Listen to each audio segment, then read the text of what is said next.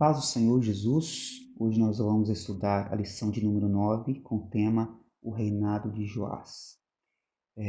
Dentro desse resumo estaremos estudando um período em que nós vamos deixar de falar do Reino do Norte e vamos agora falar do Reino do Sul, né, e o seu contexto histórico-cultural, que agora estaremos entrando nele.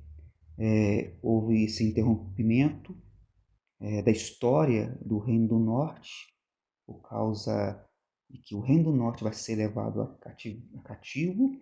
Então agora vai ser dedicado um tempo a falar do Reino do Sul, que é Judá, com capital em Jerusalém. Vamos fazer aqui a leitura do texto, do texto áureo que está em Provérbios capítulo 3, versos 3 e 4, que diz: Não te desamparem a benignidade e a fidelidade.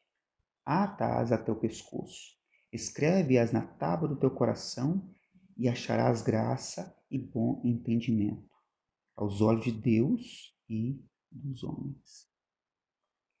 Verdade prática. Para ter uma vida de constante comunhão com Deus, é necessário abandonar todo tipo de idolatria e confiar nele inteiramente. Vamos então hoje estudar o segundo livro dos Reis, no capítulo 11, onde iniciaremos falando sobre Joás. Joás, o rei, se tornou rei em Judá. Então, nós iremos falar sobre o Reino do Sul. Joás, ele ainda era uma criança quando acontece uma conspiração. Atalia vai entrar em cena. Quem era Atalia? Atalia, ela era neta de Acabe, que ela se casou com o filho do rei Josafá, o Jorão.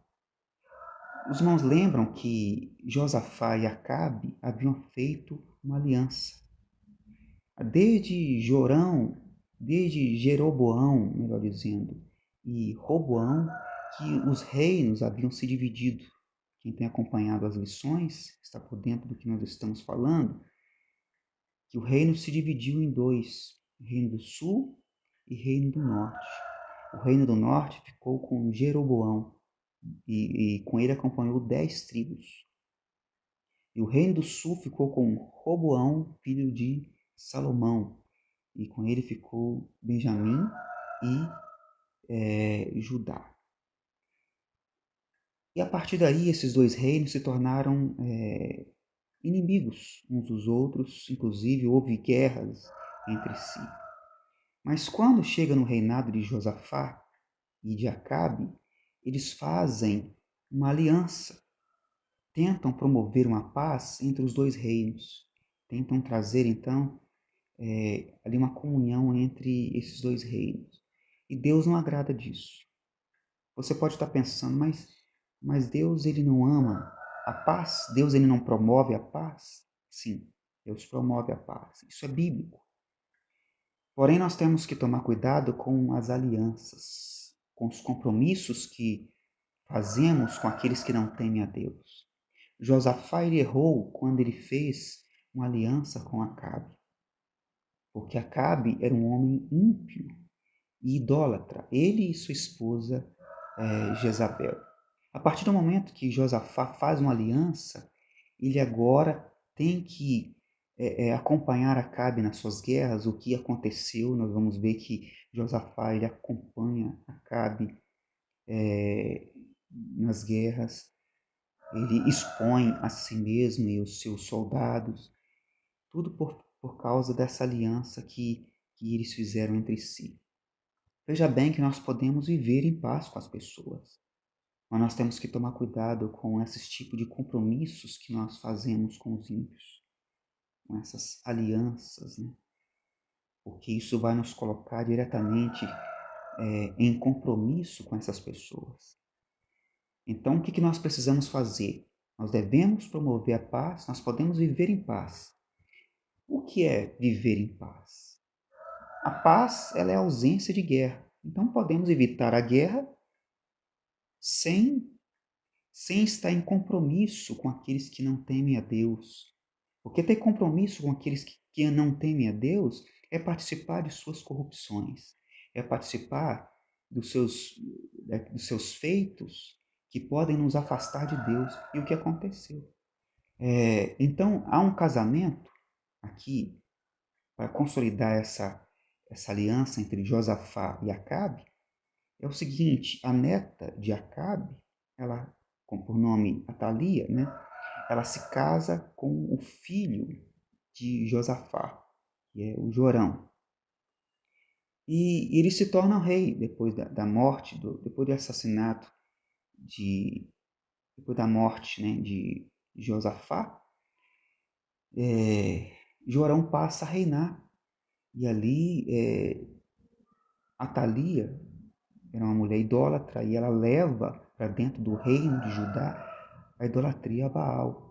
Ela herda toda a perversidade dos seus avós, dos seus pais, e traz isso para dentro do reino de Judá.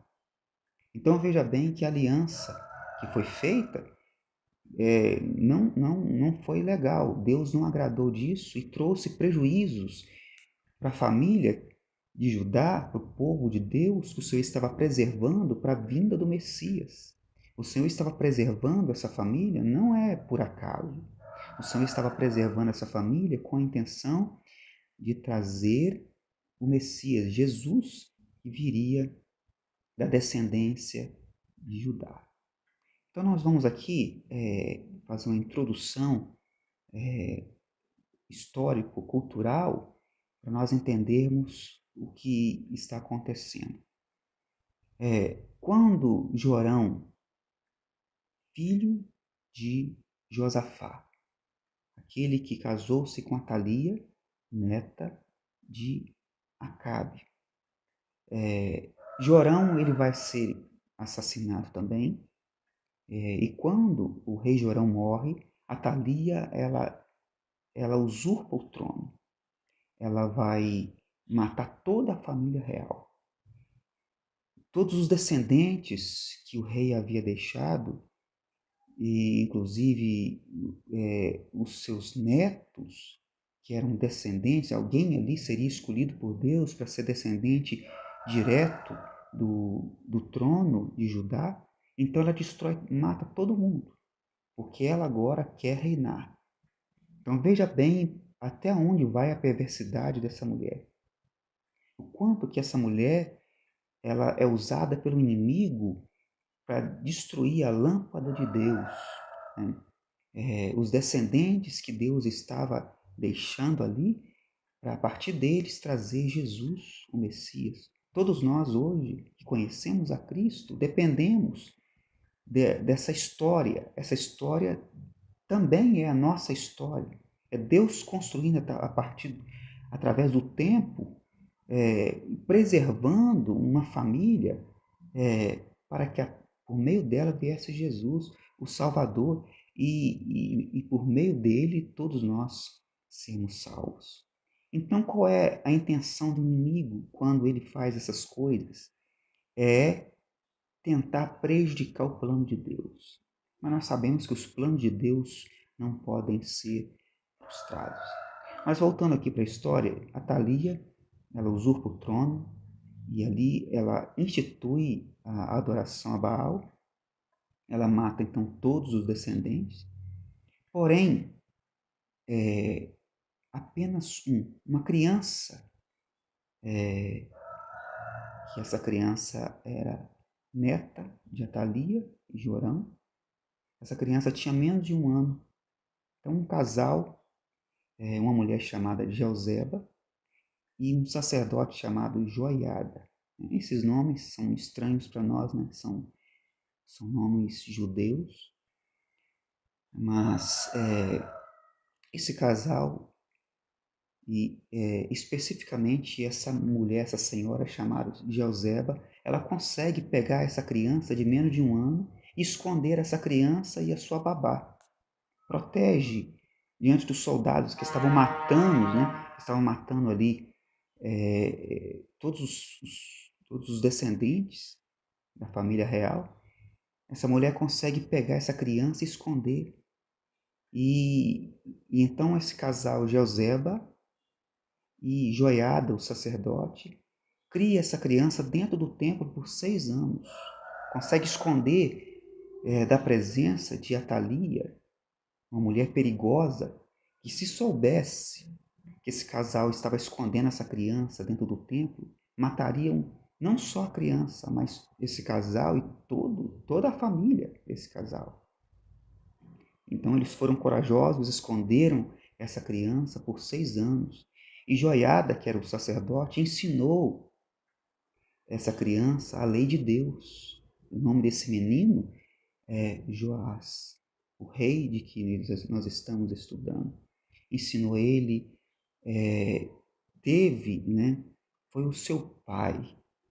Na ausência de Jorão, Joiada foi aquele que o ensinou, que o adotou para si, que amou, teve um vínculo de amor entre si e o criou com todo carinho na presença de Deus, na casa de Deus. Para nós é um grande exemplo, né? Que nós podemos aplicar.